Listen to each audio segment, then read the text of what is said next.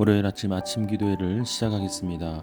오늘 우리가 함께 나눌 말씀은 레위기 27장 16절에서 34절까지의 말씀입니다. 유산으로 받은 땅의 일부를 여호와께 바치려면 그 가치는 거기 뿌릴 수 있는 씨의 양에 따라 계산해야 한다. 곧 보리 1호멜은 50세겔로 계산하여라. 희년에 혹은 직후에 그가 자기 밭을 바친다면 최대 한의 가치로 계산하여라. 그러나 희년과 상관없이 밭을 바친다면 제사장은 다음 희년 때까지 남아있는 횟수에 따라 그 가치를 정할 것이며 그 가치는 줄어들 것이다. 밭을 바친 사람이 그것을 무르고 싶어 한다면 그는 그 밭의 가치가 5분의 1의 금액을 더해서 내야 한다. 그러면 그것은 다시 그의 것이 될 것이다. 그러나 그 밭을 무르지 않거나 다른 사람에게 팔아버렸다면 그것은 더 이상 무를 수 없다. 그러나 희년이 돼 그 밭이 풀리면 여호와께 바친 것이 돼 거룩해질 것이다. 그 밭은 제사장들이 소유하게 될 것이다. 누구든지 물려받은 것이 아닌 구입한 밭을 여호와께 바치려면 제사장은 희년까지의 그 가치를 계산할 것이며 그 사람은 그날에 여호와께 바쳐진 것으로서의 가치를 지불해야 한다. 희년이 되면 그 밭은 그것을 산 사람으로부터 상속을 통해 원 소유자에게 돌아갈 것이다. 모든 가치는 성소의 세겔에 따라 정해질 것이다. 20게라는 은 인세겔로 한다. 첫 소산은 여호와의 소유이기 때문에 그 누구도 소나 양이나 짐승의 첫 새끼를 하나님께 바칠 수 없다. 그것은 이미 여호와의 소유다. 그것이 부정한 것이라면 정해진 가치를 따져서 거기다 5분의 1을 더해 물릴 것이며 물리지 않으려면 정해진 가격에 팔아라. 그러나 사람이나 가축이나 유산으로 받은 바치든지 자기의 소유물 가운데 여호와께 바쳐진 것은 그 어떤 것도 팔거나 물릴 수 없다. 바쳐진 것 모두가 다 하나님 여호와의 영원한 소유다. 진멸의 대상으로 하나님께 완전히 바쳐진 사람은 물릴 수 없다. 그는 죽어야 한다. 곡식이든 열매든지 간에 그 땅에서 난 것의 모든 열 가운데 하나는 여호와의 것이다. 그것은 여호와의 소유다. 자기가 드린 열의 하나를 물리고자 한다면 그는 거기다 5분의 1의 가치를 더해야 한다. 소와 양의 모든 열 가운데 하나, 곧 목자의 막대기 아래로 지나가는 모든 10번째 가축은 여호와의 소유다. 그가 좋은 것 대신에 나쁜 것을 고르거나 다른 것으로 바꾸어서는 안 된다. 원래의 가축과 교체한 가축 모두가 거룩해질 것이며 그것은 물릴 수 없다. 이상은 여호와께서 시내산에서 이스라엘 백성들을 위해 모세에게 주신 명령들입니다. 아멘. 이 말씀은 하나님의 말씀입니다. 오늘 드디어 레위기의 마지막 내용을 우리가 함께 나누게 되었습니다.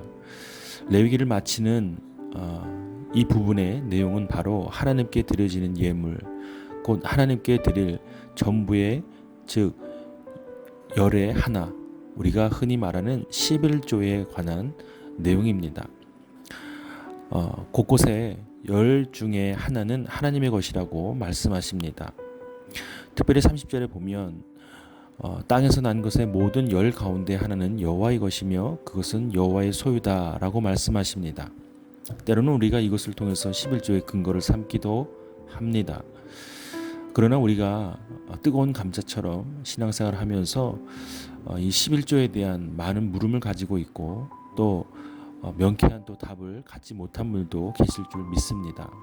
11조의 가장 중요한 것은 바로 내가 가진 모든 것의 소유가 다 하나님이라는 사실을 믿는 믿음입니다.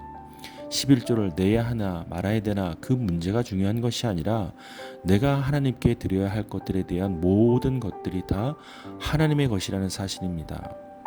우리가 열의 일을 내는 것보다 더 중요한 것은 내가 가진 열을 다 하나님께서 허락하신 것이다 라는 믿음의 고백이 더 중요한 것이지요.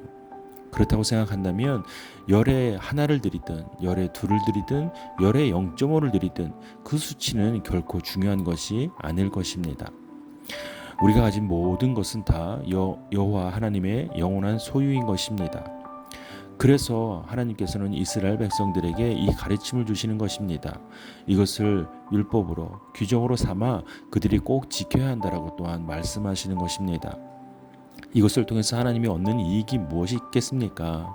하나님이 부족해서 이스라엘 백성들에게 이것을 요구하신답니까? 그것은 아닐 것입니다. 그렇다면 왜 이스라엘 백성들에게 이것을 말씀하시고 지켜야 한다고 하나님께서 명령하십니까?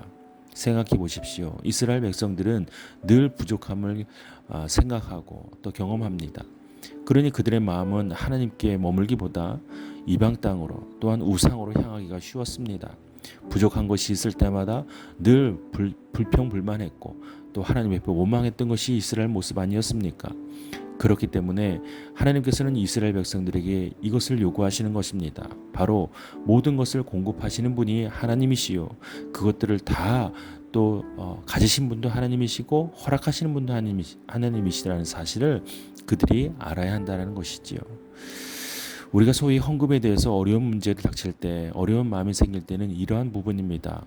우리가 헌금을 드릴 때는 교회에 바치는 것이 아니라 하나님께 바친다는 것입니다.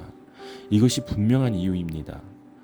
우리가 갖고 있는 모든 것들, 특별히 우리의 생명을 생각해 보십시오. 이것은 누가 주신 것입니까? 누구의 소유입니까? 내 것이라고 생각합니까? 그렇지 않습니다. 하나님이 주신 것이니 하나님의 것입니다. 그러니 우리가 우리 인생을 하나님 앞에 드리는 것도 마땅히 해야 할 것입니다. 하물며 우리의 물질이 하나님의 것인 것을 우리가 고백하고 믿는다면 마땅히 그것을 하나님 앞에 돌려드리는 것 전혀 아깝지 않을 것입니다. 그러나 교회에 바친다고 생각하고 사람에게 바친다고 생각하면 아까울 것입니다. 계산적이게 되죠. 그것은 어찌 보면 자연스러운 현상일 수도 있겠습니다. 중요한 것은 우리가 가진 모든 것이 하나님의 것이라는 것 사실을 믿는 것, 고백하는 것, 그것을 실천으로 내보이는 것, 그것이 마땅히 우리가 가져야 할 모습입니다. 레위기를 한동안 묵상했습니다. 레위기의 내용들은 대부분 까다롭고 어려운 내용일지 모르겠으나 그 안에 담긴 하나님의 목적은 분명합니다. 오직 하나입니다. 하나님을 하나님으로 보는 믿음, 그것을 하나님께서 요구하시는 것입니다. 그 율법과 규정 가운데 하나님의 다스림과 통치를 그 백성들이 인정하고 그 다스림과 통치를 받아가며 살아가는 그런 백성이 되기를 하나님이 원하시는 것입니다. 사랑하는 여러분, 우리의 삶을 그렇게 하나님 앞에 올려드리며 삽시다. 그래서 하나님 앞에 기쁨이 되고 영광이 되는 그런 삶을 사는 우리 하나 가족이 되기를 주님 이름으로 축복합니다. 죄송한 말씀입니다. 오늘도 컴퓨터가 또 말썽이어서 좀 불편하게 말씀을 묵상하게 되었는데요. 동일하게 이 시간 하루를 위해서 기도하고, 특별히 어제 광고했던 것처럼 오늘 저녁 9시에 함께 모여 20일의 기적 우리가 함께 소망하며 함께 기도하겠습니다.